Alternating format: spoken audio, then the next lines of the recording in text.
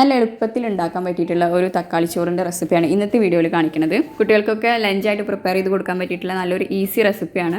ഇതിലും എളുപ്പത്തിൽ ഉണ്ടാക്കാൻ പറ്റിയിട്ടുള്ള ഒരു തക്കാളി ചോറ് ഉണ്ടാവാൻ ഒരു ചാൻസും ഇല്ല. അപ്പോൾ നിങ്ങൾ എന്തായാലും മസ്റ്റായിട്ട് ട്രൈ ചെയ്ത് നോക്കണം. അപ്പോൾ ഇനി ഇതെങ്ങനെ ഉണ്ടാക്കാമെന്ന് നോക്കിയാലോ. അപ്പോൾ അതിന് വേണ്ടിയിട്ട് ആദ്യം എണ്ണ ഒഴിച്ചിട്ട് ആവശ്യത്തിനുള്ള കടുക് ഇട്ട് കൊടുക്കുക. കടുകൊക്കെ ഒന്ന് പൊട്ടിക്കഴിഞ്ഞാൽ അതിലേക്ക് ചുവന്നുള്ളി, വെളുത്തുള്ളി, പച്ചമുളക്, കറിവേപ്പില ഇത്രയും ആഡ് ചെയ്ത് കൊടുക്കുക.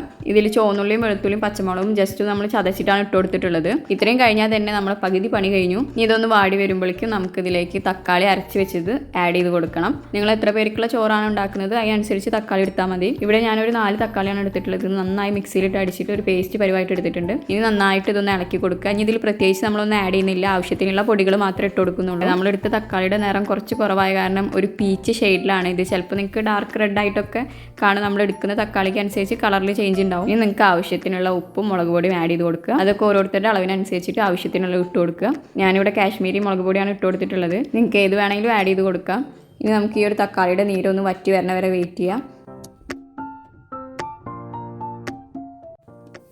ഇതുപോലെ ഈ ഒരു സ്റ്റേജ് ആവുന്ന വരെ നമ്മൾ ജസ്റ്റ് ഇളക്കിക്കൊണ്ടിരിക്കണം. ഇനി നമുക്കിതിലേക്ക് നമ്മൾ വേവിച്ച് വെച്ച അരി ഇട്ട് കൊടുത്താൽ മാത്രം മതി. ഞാനിവിടെ എടുത്തിട്ടുള്ളത് കൈമാ റൈസാണ്. നിങ്ങൾക്ക് ഇഷ്ടമുള്ള റൈസ് ഇട്ട് കൊടുക്കാം.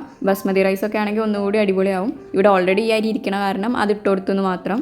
അരി ഇട്ട് കൊടുക്കുമ്പോൾ ഒക്കെ കൂടെ ഒപ്പിടാതെ പാർട്ടായിട്ട് ഇട്ട് കൊടുക്കാൻ ശ്രമിക്കുക. അങ്ങനെ ആകുമ്പോൾ എല്ലാം നമുക്ക് കറക്റ്റ് ഒന്ന് മിക്സ് ചെയ്തെടുക്കാൻ പറ്റും.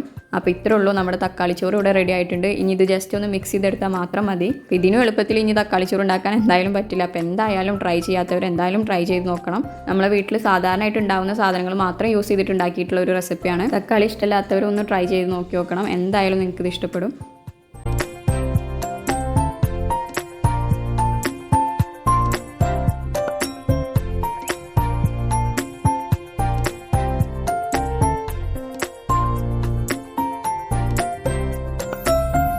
അങ്ങനെ എല്ലാം ഒന്ന് മിക്സ് ചെയ്തെടുത്തതിന് ശേഷം ഇതിൻ്റെ മുകളിലൊന്ന് ചെറുതായിട്ടൊരു ഗാർണിഷിങ് പരിപാടിക്ക് വേണ്ടിയിട്ട് കുറച്ച് മല്ലിയില ഇട്ട് കൊടുത്തിട്ടുണ്ട്. ഇതിൻ്റെ സൈഡ് ഡിഷായിട്ട് നമുക്ക് വല്ല ചിക്കൻ ഫ്രൈ അല്ലെങ്കിൽ കേർഡ് യൂസ് ചെയ്തിട്ടുള്ള വല്ല സാലഡോ എന്ത് വേണമെങ്കിലും ഉണ്ടാക്കാം. ഇവിടെ ബ്രേക്ക്ഫാസ്റ്റിൻ്റെ കൂടെ കഴിക്കാൻ വേണ്ടി നല്ല നാടൻ കോഴിക്കറി ഉണ്ടാക്കിയിട്ടുണ്ടായിരുന്നു. ഈ ഒരു കോമ്പിനേഷനും കിടിലാണ്. അപ്പോൾ നിങ്ങൾ കോഴിക്കറിയൊക്കെ രാവിലെ ഉണ്ടാക്കി കഴിഞ്ഞാൽ ബ്രേക്ക്ഫാസ്റ്റിനും ലഞ്ചിനും ഒരു തക്കാളി ചോറും കൂടി ഉണ്ടാക്കി കഴിഞ്ഞാൽ സെറ്റായി. അപ്പോൾ അത്രയുള്ള ഇന്നത്തെ വീഡിയോ. ഇപ്പോൾ വീഡിയോ ഇഷ്ടപ്പെട്ടാൽ എന്തായാലും ലൈക്ക് ചെയ്യുക, കമൻറ്റ് ചെയ്യുക. ഇതുപോലത്തെ ഈസി റെസിപ്പീസിനായിട്ട് നമ്മുടെ ചാനലൊന്ന് സബ്സ്ക്രൈബും ചെയ്യും.